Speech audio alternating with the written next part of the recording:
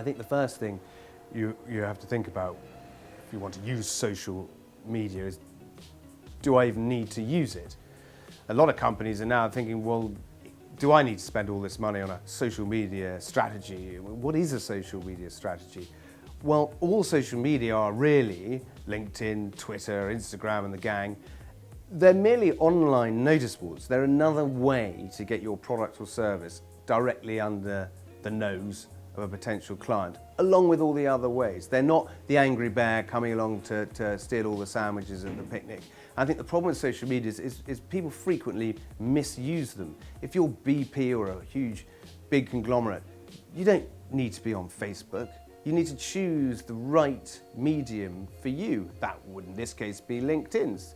LinkedIn, obviously I talk a lot in the book about social media and how to use it, but in terms of mediums, LinkedIn is the medium of business, and you behave on LinkedIn as you would in the office. You don't shove pictures of your children on there or optical illusions or bad jokes. You know, stick that on Facebook. Facebook, for those people who still use it, is the pub, it's home. It's don't put business on there. Same with Instagram. You know, these are people's personal spaces. Don't invade it with corporate gobbledygook. So pick your medium and work out whether you even need a social media strategy. Wetherspoon's pubs had 44,000 Twitter followers, and the CEO, Tim Martin, has cut all his social media channels. He says we don't need them, it's a waste of money, and he, at the moment he's been proved right. I'm not saying that we all should. They can be incredibly effective, but you've got to know how to use them. I mean, Twitter is a bear pit. You know, companies and politicians, in my opinion, should be very, very careful when they use Twitter. Twitter can be a very, very useful device for getting your message out there, but like a chainsaw, I always think, very useful, but if you drop it on your foot, you're in real trouble. And so that you have to be very careful. You have to think carefully about your strategy, and then execute it as part of a wider communication strategy. It is not the be-all and end-all. The other really important thing to say about social media in terms of actually using it every day as an individual is, quite simply, say something interesting. Don't just put up waffle about we're delighted to announce that we've won an award, or we're delighted to announce we've hired Tony Bennett.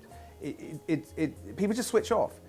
The key is two things. Firstly, say something interesting. Secondly, start a conversation. Social media is a conversation. You can't just bombard people with information about yourself and expect them to pay any attention. If you sat at a dinner party or in the pub and just spoke at people about your great achievements, no one is going to want to speak with you or have a conversation. Don't try to sell people stuff, or if you are going to sell people stuff, be honest about it. Don't dress up articles as though they're supposed to be interesting and actually you're just trying to flog someone. People see through that, and that destroys your brand and reputation.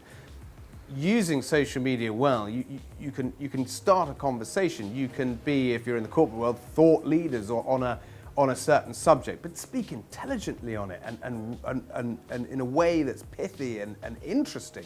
I always call it the so what test. Does anything I put on social media pass the so what test? Which is, would I tell someone that in the cafe or the bar if I found that information out? Would I say, oh, that's interesting, did you know that? If it doesn't pass that test, don't post it. Don't waste your time. You're actually hurting your brand.